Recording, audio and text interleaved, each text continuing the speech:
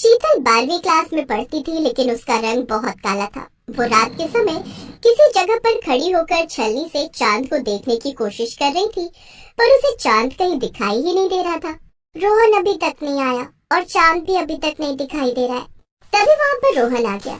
रोहन ने पीछे से उसकी आंखें बंद कर ली, लेकिन शीतल उसे पहचान गई। मैं जानती हूँ कि तुम रोहन हो।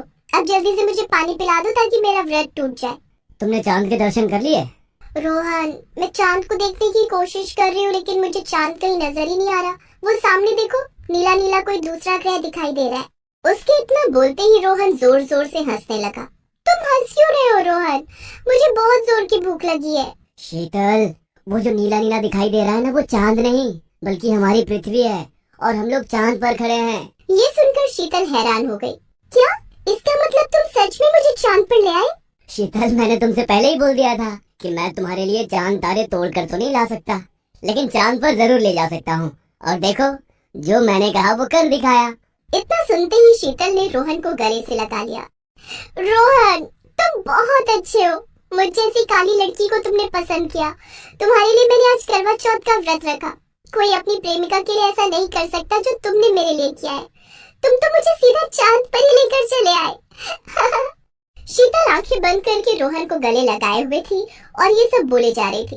तभी अचानक उसकी आंख खुली तो देखा कि उसने अपनी सहेली को गले लगा रखा था और वो क्लासरूम में थी। शीतल, तू पागल हो गई है क्या? कौन से सपनों में खोई हुई है? सामने देख, टीचर आ गए। टीचर के आते ही सभी बच्चे खड़े हो गए। छुट्टी होने के बाद शीतल और उसकी दोस्त माया आपस में बात कर रहे थे। शीतल, मुझे पता है कि तुझे आज तक किसी भी लड़के ने घास नहीं डाली, और वो सिर्फ इसलिए क्योंकि तू बहुत काली है। काली लड़कियों के दिल नहीं होता क्या? तभी स्कूल की कुछ और लड़कियां उन लोगों के पास आई और शीतल का मजाक उड़ाने लगी। मैं तो अब तक कम से कम 10 बॉयफ्रेंड बदल चुकी हूँ। तू ऐसे सपने देखना छोड़ दे। तू इतनी काली है, तुझसे तो अंधेरा भी डर कर भाग जाएगा। लड़कों की तो बात ही अलग है। मैं तुम जैसी तो बिल्कुल बनना भी नहीं चाहती। मुझे 10-10 बॉयफ्रेंड नहीं चाहिए। मुझे सिर्फ एक सच्चा प्यार करने वाला चाहिए।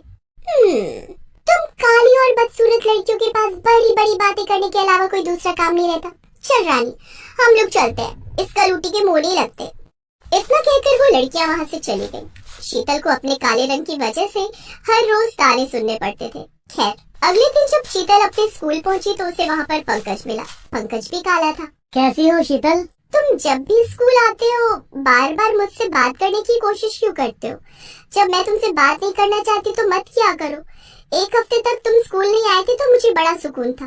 खैर, पंकज अपना उदास मन लेकर वहाँ से चला। वहीं दूसरी तरफ स्कूल से थोड़ी दूरी पर एक बहुत ही हैंडसम लड़का रोहन अपनी लग्जरी बाइक पर बैठा था और आती जाती लड़कियों को घूर रहा था। Excuse me miss.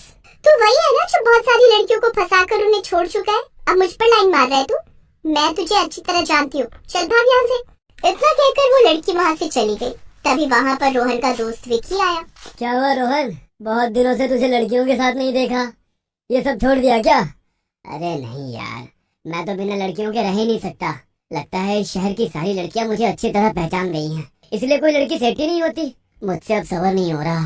कोई लड़की मेरी जिंदगी में नहीं बची। अब तो कोई भी काली कलुटी लंगड़ी लोली लड़की मिल जाए, मैं उसे सेट कर लूंगा।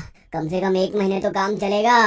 सामने थोड़ी दूर पर एक स्कूल है, छुट्टी होने वाली है, वहाँ जा, कोई ना कोई लड़की तुझे मिल ही जाएगी। अरे लेकिन अगर वो भी मुझे पहचान गई कि मैं वही छिछोरा हूँ तो कोशिश तो करनी पड़ेगी। I think you are right. Rohan Sheetal के स्कूल के बाहर पहुंच गया। शीतल ऑटो वाले का वेट कर रही थी। तभी वहाँ पर रोहन। मुझे लगता है कोई खूबसूरत लड़की अब मुझसे सेट नहीं होगी। जब तक कोई अच्छी लड़की नहीं मिलती तब तक ये काली लड़की ही सेट कर लेता हूँ। कम से कम काम तो चलता रहेगा। Excuse me. आपने मुझसे कहा? हाँ, आपसे ही। यहाँ पर इस टाइम कोई ऑटो तो मिल नहीं रहा। अगर आप कहे तो मैं आपके घर तक छोड़ दूँ। इतना हैंडसम लड़का मुझ में इंटरेस्ट क्यों दिखा रहा है? लगता है ऊपर वाले ने भी सुन ली। वैसे आपका नाम क्या है और आप मुझे क्यों लिफ्ट देना चाहते हैं? अरे, मैं यहाँ से गुजर रहा था तो मैंने देखा आप काफी देर से ऑटो का इंतजार कर रही हैं, इसलिए मैंने सोचा मैं आपकी थोड़ी मदद कर देता हूँ। वैसे मेरा नाम रोहन है। अगर आप मेरे साथ चलना चाहे तो चलिए, वरना मैं जाता हूँ। रोहन नाम का लड़का तो मैंने सपने में भी देखा था।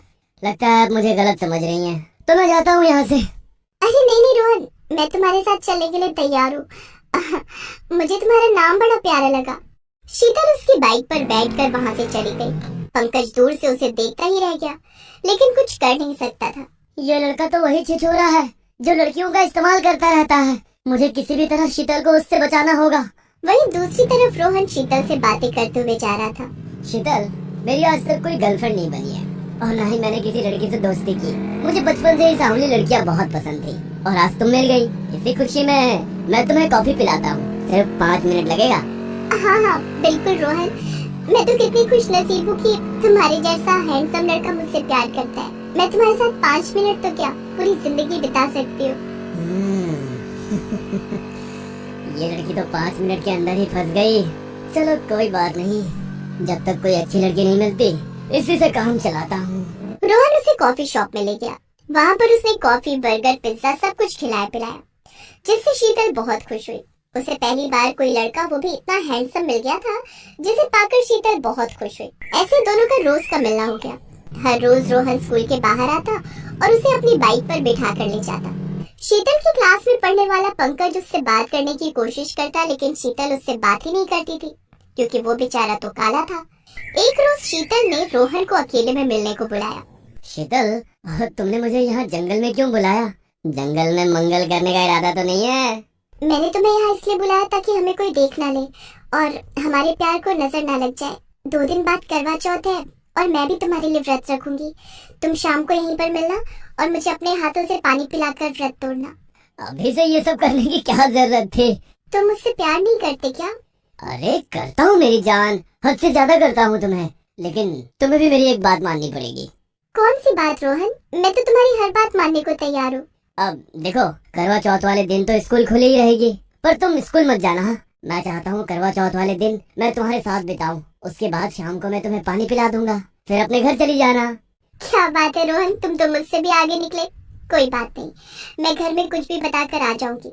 पूरा दिन हम लोग एक साथ बिताएंगे। करवा चौथ वाले दिन सुबह सुबह शीतल स्कूल ड्रेस में आ गई और रोहन का इंतजार करने लगी। तभी वहाँ पर पंकज आ गया। देखो शीतल, जिस लड़के के साथ तुम आजकल घूम रही हो ना, ये ठीक लड़का नहीं है। ये तुम्हारी जैसी ना जाने कितनी लड़कियों को फंसाता रहता है और उनका इस्तेमाल किया करता है। देखो, तुम मेरी क्लासमेट हो, इसलिए मैं तुम्हें गाली नहीं देना चाहती। रोहन मुझसे बहुत प्यार करता है और मैं भी उसे बहुत प्यार करती हूँ। तुम्हें जलन हो रही है तो उसमें मेरी कोई गलती नहीं है। इतने में वहाँ पर रोहन आया और अपनी बाइक पर बिठाकर उसे ले गया। रोहन उसे किसी होटल में लेकर गया। रोहन, तुम मुझे इस होटल में क्यों लेकर आए हो? शीतल, 2 सच्चे प्यार करने वालों को अक्सर लोगों की नजर लग जाती है, इसलिए मैं तुम्हें यहाँ पर लेकर आया हूँ। यहाँ पर हम दोनों को कोई नहीं देखेगा। दोनों एक दूसरे में इतना खो गए कि शीतल बहक गई। वहीं होटल में ही उन दोनों ने करवा चौथ मनाया। अगले दिन उसे उल्टियाँ होने लगी। उसने ये बात किसी को नहीं बताई। अगले दिन जब रोहन उसे लेने आया, तब रास्ते में शीतल ने उसे कहा, रोहन मुझे लगता है मैं प्रेग्नेंट हो गई हूँ, तुम मेरे साथ घर चलो, घर में सब कुछ बता देते हैं। तो पागल हो गई है क्या? प्रेग्नेंट हो गई है तो अबॉर्शन करा ले, अभी हमारी शादी की उम्र नहीं है। रोहन, तुम पागल हो गए हो क्या? हमारे प्यार की पहली निशानी को तुम मिटा देना चाहते हो? देखो, ये बड़ी बड़ी बातें मत करो। ऐसे प्यार की निशानियां तो सैकड़ों घूम रही होगी शहर में। मैंने गलती कर दी तो जैसी काली लड़की को हिट देकर बिल्कुल फेविक्विक की तरह पीछे ही पड़ गई। उतर मेरी बाइक से। रोहन ने शीतल को बाइक से उतार दिया और वहाँ से चला गया। शीतल वहीं खड़ी होकर रोने लगी। पंकज सही कह रहा था, मैंने उसकी बात नहीं मानी। मैं खुद काली हूँ, लेकिन पंकज का रंग काला होने की वजह से मैं उससे नफरत करती थी। अगर मैंने उसकी बात मान ली होती तो आज ऐसा नहीं होता। शीतल घर पहुंची तो उसके माँ बाप ये बात जानकर बहुत गुस्सा हुए। उसके पापा ने उसे बहुत मारा। आज तूने हमारी नाक कटा दी। मुझे लगा था तू बहुत समझदार है, लड़कों को पहचानने में तुझसे गलती नहीं होगी, पर तू इतना बहक गई। तभी वहाँ पर पंकज पहुँच गया। देखा शीतल, तुम मुझे हमेशा गलत समझती थी। मैंने पहले ही बता दिया था, वो लड़का ठीक नहीं है। अंकल, मैं शीतल के बेटे को अपना नाम देने को तैयार हूँ। मैं इससे शादी करूँगा। मैं पहले से ही इसे पसंद करता था, लेकिन मैं इसे शायद बदसूरत लगता होऊंगा। मुझे माफ कर दो पंकज, आज तुमने हमारे परिवार की बेइज्जती होने से बचा ली मुझसे शादी करके। तो इस तरह पंकज ने शीतल से शादी करके उसके परिवार की बेइज्जती होने से